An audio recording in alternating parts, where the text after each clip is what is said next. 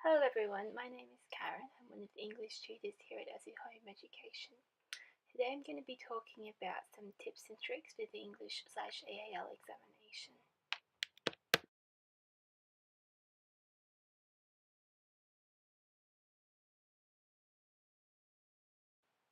During reading time, make sure that you read all the questions in the listening examination. Look for question words such as who, what, where, when, how, and why. Look also for important words in the questions. These will tell you what to listen for while you hear the recording. As a second language student, you will be allowed to take a Chinese-English dictionary into your examination. Make sure that you look up any words that you do not know or are unfamiliar with. Another thing to be careful about is pronunciation. Several words in the English language have odd spellings that do not always reflect the way the words are pronounced, especially if these words are stolen or borrowed from foreign languages.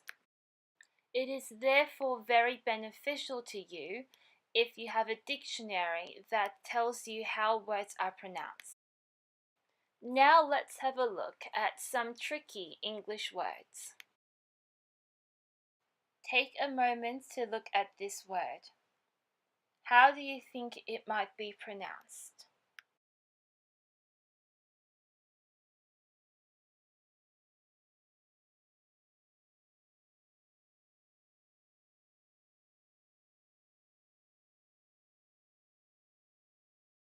Now let's see what the dictionary says. I prefer to use the Oxford Dictionary because it shows pronunciation in the International Phonetic Alphabet, but you may use any dictionary of your own choosing. This word is pronounced quintessential. As per the dictionary, it is an adjective, meaning representing the most perfect or typical example of a quality or class. Take a moment to look at this word. How do you think it might be pronounced?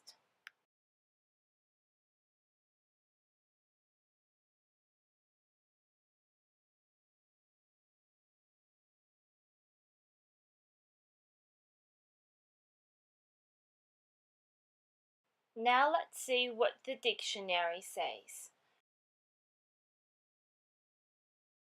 This word is pronounced psephology. It is a noun. It means the statistical study of elections and trends in voting. As you can see from the dictionary, there is an alternative way to pronounce this word, psephology. This is important to know as English speakers from the US, that is America, and the UK or Britain tend to pronounce words differently.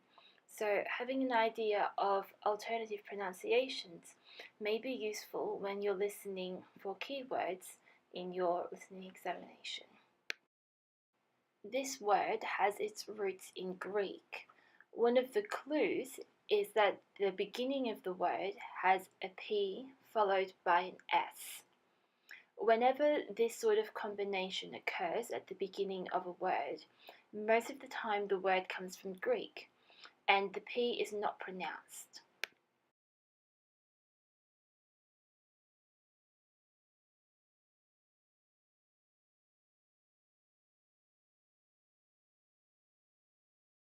Take a moment to look at this word. How do you think it might be pronounced?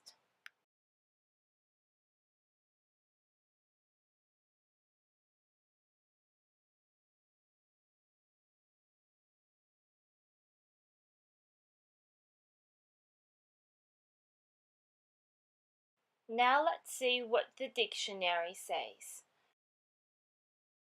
This word is pronounced beret. This word means a round, flattish cap of felt and cloth and it is a noun. As you can see from the dictionary, there is another way we can pronounce this word, as in berry. This is a word that we took from French, and that is why the T on the end of the word is not pronounced, because in French, whenever there is a word that ends in E and T, the T is not pronounced.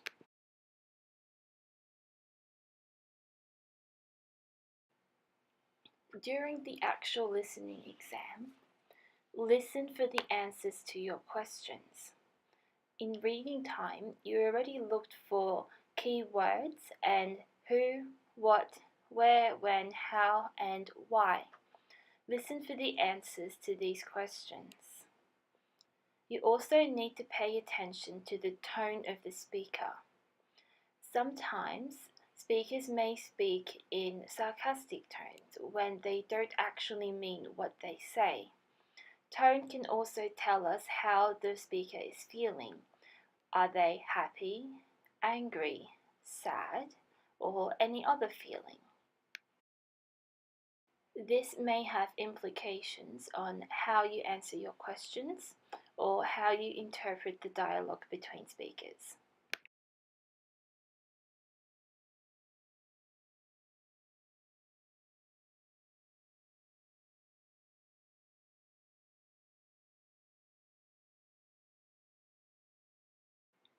You should try to read the language analysis piece at least 2 times.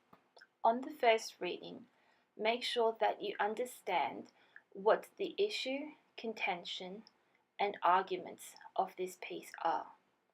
Try also to work out the tone of the speaker and ensure that you look up any words you are unfamiliar with in the dictionary. In the first reading, it is important to understand the issue and the contention because you'll be writing about these in the introduction of your actual essay. You also should pay attention to what arguments are presented because this will form part of your note form summary.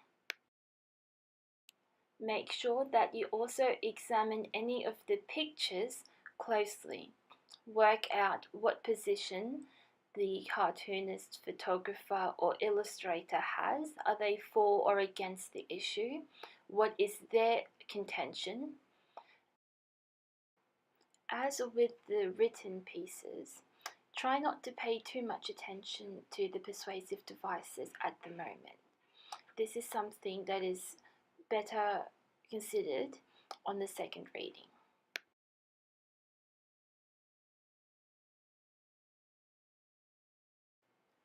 On the second reading, you should scan for techniques. Scanning just means looking very briefly at the piece that you are given and not trying to look for all the details. Many techniques can be identified by keywords. For example, inclusive language is characterized by the words we, us, and our. So anytime you see these words, you can be pretty sure that you are looking at inclusive language. When you scan the written pieces, see if you can find any of these words without even reading the sentences too closely, since you have already done that on the first reading. Other techniques that you can easily scan for include rhetorical question, simply by looking to see if you can find any question marks at the end of sentences. You should be careful about this, however, because not all questions are rhetorical questions. Sometimes it is simply a question to the reader, used to engage them and cause them to think about the issue at hand. Rhetorical questions are questions that have an answer, and the answer is implied in the way the question is asked or simply by the writer's contention, which has already been made clear to the reader. You can also scan for statistics because generally statistics are written in numerical format. So if you can see a number in your written pieces, it is most likely going to be statistics. Like with rhetorical questions, you should be a little bit careful about this. Sometimes not all numbers are statistics. Sometimes they may just be talking about how high something is. And while that technically is a statistic, some examiners would prefer that you disregard this. These examiners consider pure statistics to be things that are designed to shock the reader about something, and in doing so, encourage the audience to share the writer's point of view.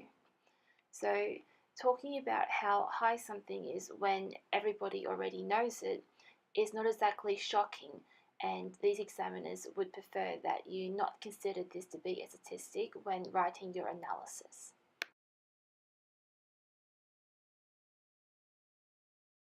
Emotive language is also another technique that is very easy to scan for.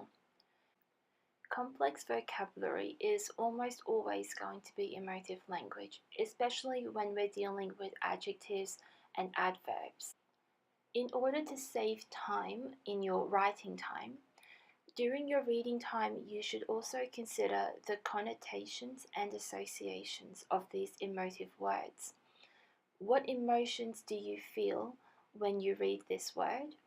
And what things do you associate it with? For example, the word black can sometimes be associated with evil, and therefore, if I saw the words black heart, I would immediately feel as if the person being described was not a very nice person.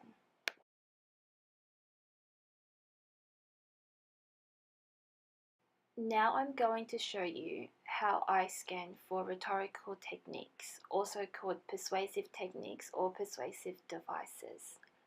The next slide is going to show the 2016 language analysis component of the English/EAL examination.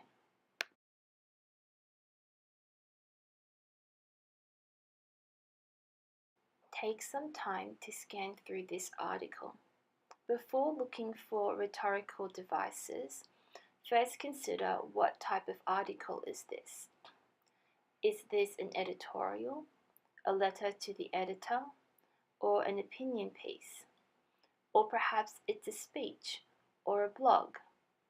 What type of article is this?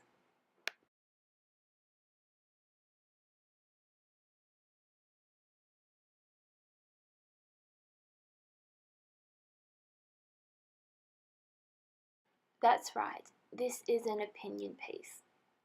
We know this because it is long and the name of the author is given. Additionally, no suburb is provided for the residence of the author. An editorial generally doesn't have the name of the author. This is because it is the opinion of the newspaper. Letters to the editor always have the suburb in which the author lives, and letters to the editor are generally quite short.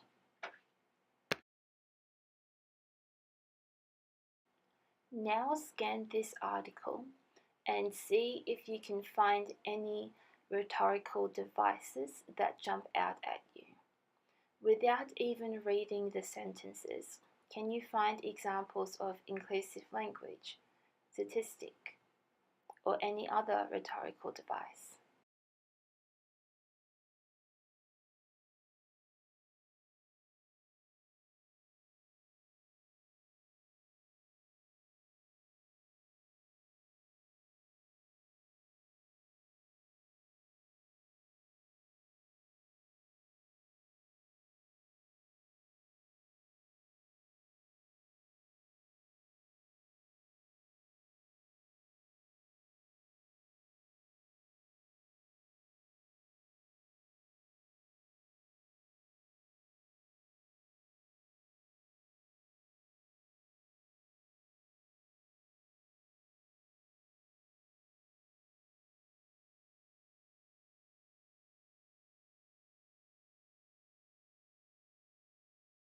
Did you find the inclusive language? The next slide will show in highlighted in blue some examples of inclusive language that I found when I scanned this article. Scanning is not meant to be comprehensive, and therefore I have not highlighted every single example of inclusive language. Just as I have missed a few, so will you when you scan the articles in your second read. This is perfectly normal, and as we don't have to talk about every single incidence of inclusive language when we are analysing it in our essay, it is not important for us to highlight or annotate every single incidence of it when we are scanning through our articles.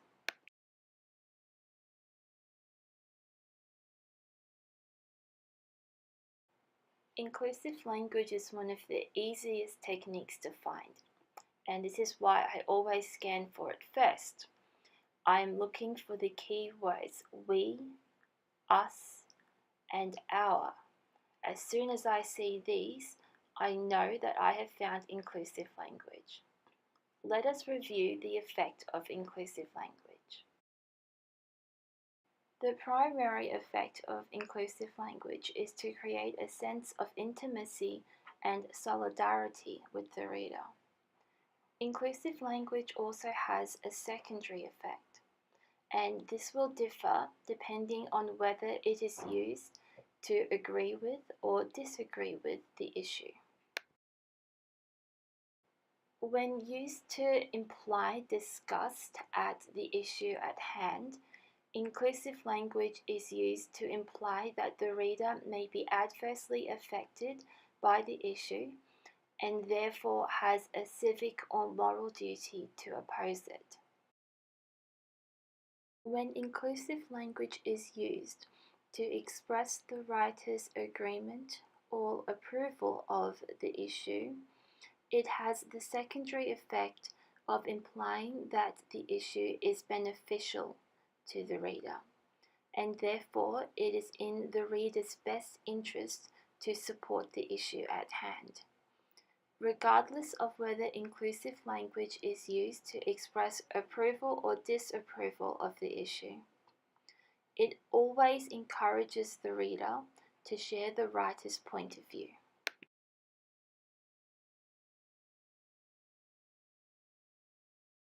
On the next slide, I have underlined some words in purple. Do you know what technique I found?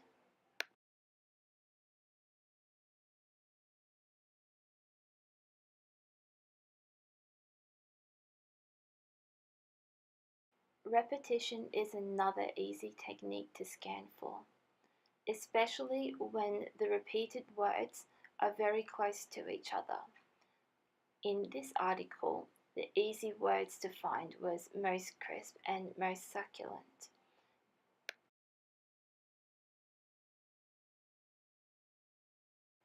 Let's review the effect of repetition. Repetition creates emphasis, and emphasis implies that something is very important. This encourages the reader to share the writer's point of view. Sometimes we call repetition anaphora. This is just the fancy word for repetition, and if you want, you can try to use this in your essay to show that you have a large vocabulary and an understanding of complex rhetorical techniques.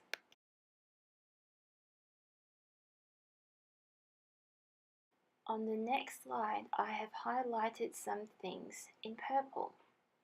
Do you know what technique I found?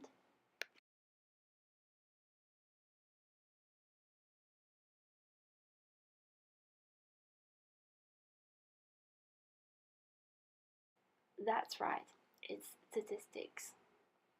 After finding statistics, I then have a look at whether it is a pure statistic or not.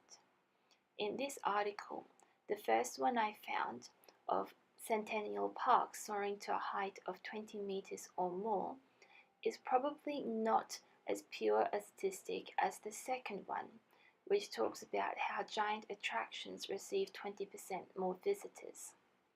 And so when I'm writing my essay, the statistic I would focus on is the second one, because this one shocks the reader much more than the first one and therefore has a greater effect on the reader.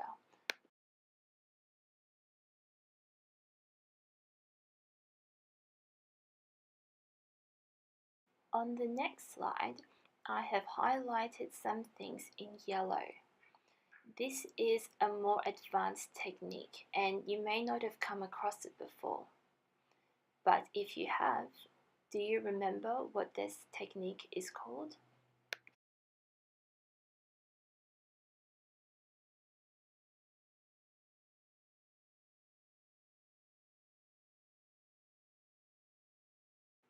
For those of you who remembered this technique, well done.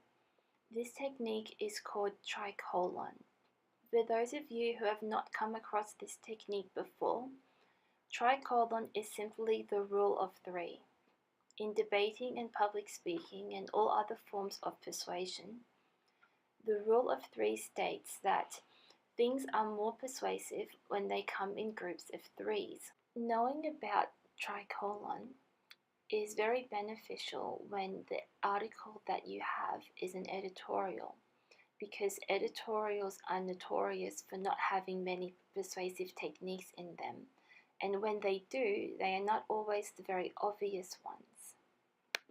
We generally don't analyze tricolon by itself. Usually it's always combined or coupled with some other technique. For example, emotive language, inclusive language. So you would generally say for example, inclusive language coupled with tricolon has a certain effect, and the effect that you usually talk about is the effect of the other technique. You would simply just say the tricolon adds emphasis or a sense of importance to the phrase. Take a moment to have a look at the phrases that I have highlighted in yellow. Can you see how these are groups of threes? This is a very advanced technique and is one that looks especially good on your essays if you can find them.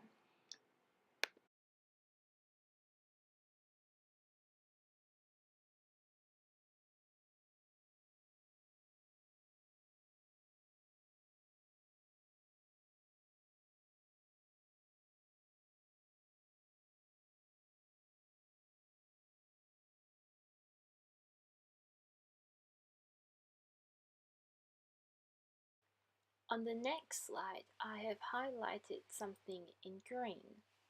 Do you know what technique this is?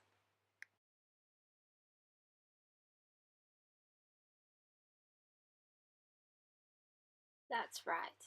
This technique is credentials. Credentials tell you why we should believe the author. It is some form of qualification or a sense of professionalism that they have.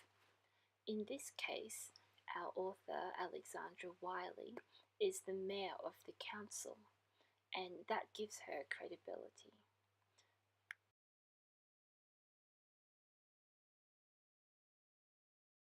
On the next slide, I have highlighted some things in pink. Do you know what this technique is?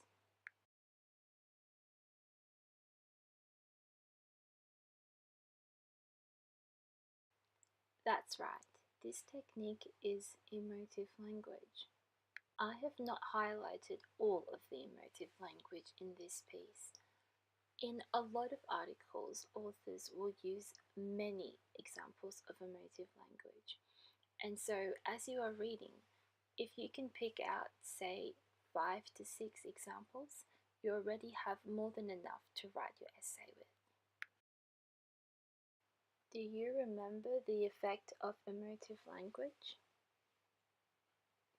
Emotive language uses connotations and associations to elicit an emotional response from the reader.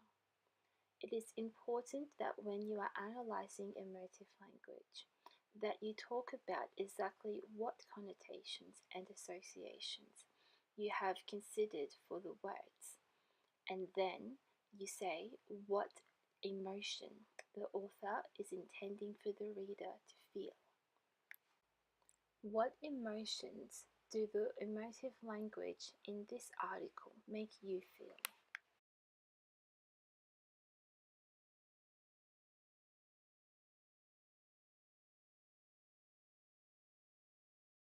On the next slide, I have drawn a pink box around some words. Do you know what this technique is?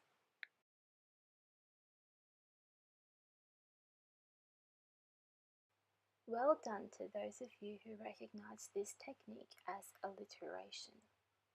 For those of you who have never heard of this technique before, alliteration is when two consecutive words begin with the same letter. This is only the case for consonants though, so that means that if the words begin with A, E, I, O or U, we cannot call it alliteration. Do you know what the effect of alliteration is?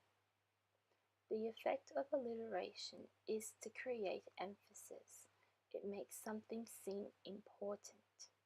Like anaphora, alliteration is one of those techniques that are not that easy to find, so it looks really good on your essay if you are able to pick out and analyze alliteration. On the next slide, I have drawn green boxes or green circles around some words. Do you know what this technique is?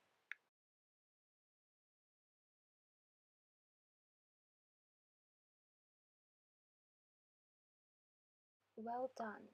This technique is appeal to the hip pocket nerve. You can also call this appeal to financial interest or appeal to money.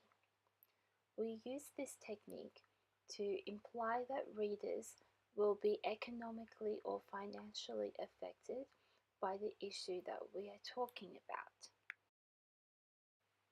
Can you see how many of these appeals to hip pocket nerve are accompanied or coupled by other rhetorical devices? When you are analyzing this in your essay, you can talk about the appeal to hip pocket nerve coupled with inclusive language, and when you are analyzing the effect, you would talk about the effect of both the appeal to hip pocket nerve and the usage of inclusive language. By identifying and analyzing these techniques together, you are telling your examiner that you are able to see how multiple techniques can combine together to create a cumulative and greater effect on the audience. Can you see any other rhetorical techniques that we have not talked about?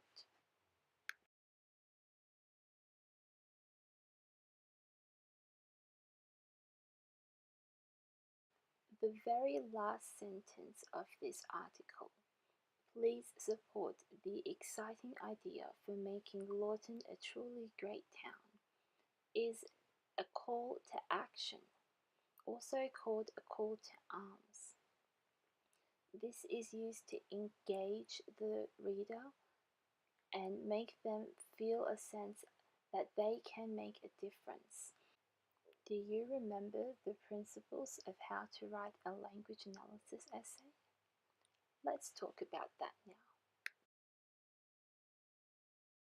When you are writing your language analysis essay, make sure that for each technique you analyze, you identify the technique, you quote it, and you state their effect. These are the three things that your examiner is looking for when they mark your essay. Common mistakes that students make is that they don't actually identify the technique, so they talk about how the author was very persuasive, but they don't name the persuasive technique that the author used. Another common technique is forgetting to quote the actual rhetorical device. Your examiner wants to know where exactly in the article you found this technique, so you need to quote it to show that you were able to identify it. Sometimes the students also forget to state the actual effect of the technique. Now, of course, for every technique, you need to say that the author positions or encourages the audience to share their point of view or something along those lines. But you also need to say what the effect of the technique is on the audience. It's not enough just to say that the author positions the audience to share their point of view. So, for example, with emotive language, you need to talk about the emotions that the audience feels when they see certain words, and the emotion is what encourages them to share the writer's point of view. A lot of the times, students also forget about the pictures. The pictures are just as important as the words, and in the instructions to the language analysis component of the examination, it says that you must analyze how textual and visual language is used to create a certain point of view. So by not analyzing the pictures, you're essentially not finishing your answer to the question. Sometimes the pictures are a little bit hard to analyze, and this is especially true of photographs. But a lot of the times you will see cartoons, and these are comparatively easier. So for cartoons, you can have a look at some very obvious techniques. Exaggeration is very common in cartoons, and when exaggeration is in visual form, it has a special name called caricature, and this looks very impressive on your essay. But of course, if you are pressed for time or cannot remember this word, exaggeration is good enough too. Another common technique that is used in pictures, especially cartoons, is light and shade. So have a look if something is colored in darker than other things. Sometimes light is used to refer to good things and shade is used to refer to bad or mysterious things. Perhaps this is something that correlates with the content of the picture. If so, you can actually talk about this in your essay. Don't be afraid if the picture is hard to decipher. Sometimes students don't talk about the pictures because they don't know what the pictures are trying to say, and they are afraid of writing the wrong thing on their essay. When it comes to pictures, there is generally no right or wrong, so long as you can back up your point of view regarding the picture's interpretation with things that are in the pictures themselves. So, two different people could interpret the same picture in two different ways, and this is perfectly acceptable. If you are not sure what the picture is trying to say, follow this very simple formula for talking about it in your essay. Step 1. What do you see? Step 2. What could it mean? Step 3. What visual techniques are there that can back up my interpretation?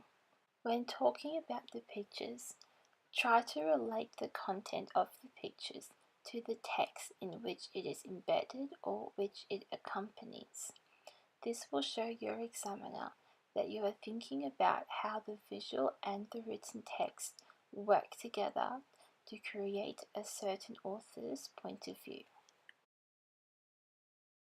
If the picture is a separate article to the written text, then you will need to write a comparative language analysis essay. You will also be required to write a comparative language analysis essay if the written text is accompanied by comments or other articles. A common mistake made by students is that they neglect to write about the comments because they are small or insignificant. However, the examiner is looking for you to be able to write about these little comments and see how they compare to the larger text. Do they support it? Do they refute it? What techniques do they use? Is it similar to the larger text? Is it different? Do they use different techniques to create the same effect? All these are valid things to put into a comparative language analysis essay.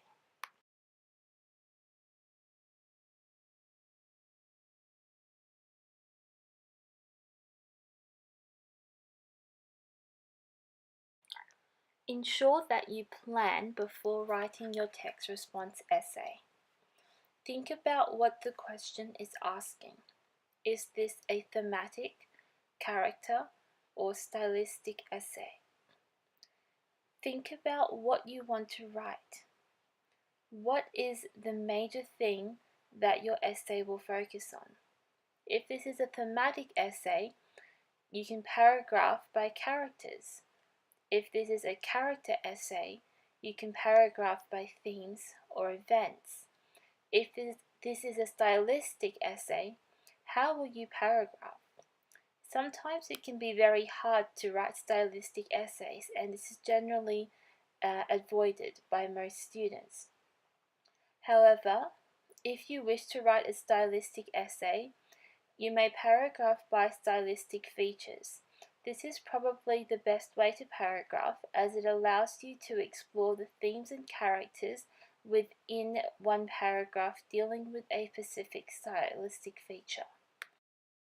Many students prepare for their text response essay by writing a lot of practice essays and then thinking about which things they continue to write in all of them, memorizing these paragraphs, and trying to find a way to work them into their examination paper.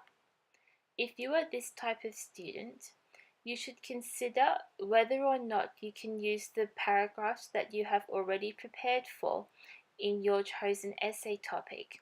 Think about how they might fit in, and if the link is not immediately obvious, see if you can find a roundabout way to make it work. It may be that you can only use a little bit of the paragraphs you have already prepared for, but that is better than nothing. You should also try to plan what you will put in your introduction. While you need to state your contention and introduce the major ideas in your body paragraphs, you should also think more carefully about how you will write the first sentence of your essay. It is very important to make a good impression on your examiner, and nothing like the first sentence captures their attention. Examiners get sick and tired of reading the same type of introduction every time. An example of a textbook introduction would begin something like, in William Shakespeare's tragic play Julius Caesar, the character Brutus is the noblest Roman of them all.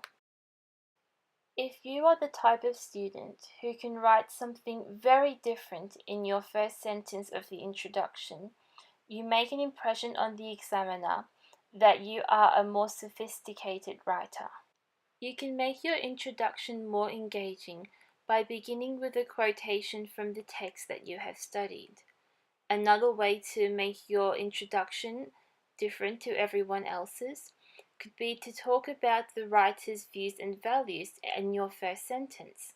There are many other ways to write an introduction that will set you apart from everybody else, but these are just two of them. Regardless of whether you are writing a character, thematic, or stylistic essay on your chosen text, you should always talk about the characters, themes, meta-language, views and values of the author. And something that I like to put in is the relevance to today's society, especially if the text you are studying was written a long time ago. Let's go over some of the common meta-language techniques used by writers. I will talk about irony, symbolism, and foreshadowing. Let us start with irony. There are two types of irony that are commonly used in texts: dramatic irony and situational irony. Do you know the difference between them? Dramatic irony is when the character knows something that the audience does not, or the audience knows something that the character does not, or even when one character knows something that another character does not. Situational irony is when the situation that you see in the story, for example an event or the reaction of a character, is not what you would expect based on the character's personality, and as a result it may be mildly amusing. I'm sure you all know what symbolism means. This is a very easy technique to talk about in your text response essay. When you introduce something that has a symbolic meaning, all you need to do is say what it symbolizes before you continue to talk about it. For example, in Ransom, Priam rides a donkey, symbolizing humility, to Achilles' camp. Foreshadowing is another very common technique.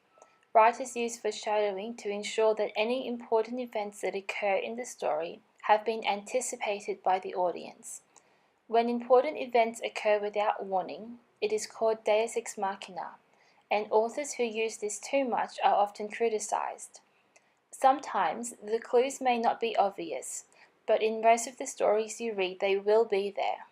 A notable exception is Medea, where the ending of Medea flying away in a golden chariot is completely unforeseen. When you talk about foreshadowing in your essay, it demonstrates to the examiner that you can see the clues the author left in the story to build up to those important moments. The hallmark of an excellent text response essay is depth of analysis. You can achieve this by analyzing the small details in the story, but you should always ensure that you state the surface analysis too. The best text response essays are able to find a balance between superficial and deep analysis. When writing text response essays, I always like to talk about how the story is relevant to today's society, and I do this by considering the author's views and values, as these are usually related to what it means to be a human being and how to be a good person. Ideas such as these are generally quite similar, if not the same, regardless of when the author is writing. More recently produced texts such as Mabo and Joyful Strains, which deal in part with the theme of racism, are relevant today because racism still exists in today's society. The views and values in these texts regarding racism are that it is not acceptable to demean or dehumanize another person based on their country of origin or the color of their skin. And through the suffering of racism victims in these texts, the audience is reminded to treat their fellow human beings with respect and dignity.